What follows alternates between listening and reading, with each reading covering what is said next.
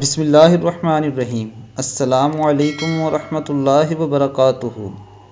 حضرت ابو ہریرہ رضی اللہ تعالی عنہ سے مروی ہے کہ نبی اکرم صلی اللہ علیہ وآلہ وسلم نے ارشاد فرمایا کہ آخری زمانے میں جھوٹے مکار لوگ ہوں گے جو تمہارے پاس ایسی حدیث لائیں گے جو نہ تم نے اور نہ تمہارے باپ دادا نے سنی ہوں گی۔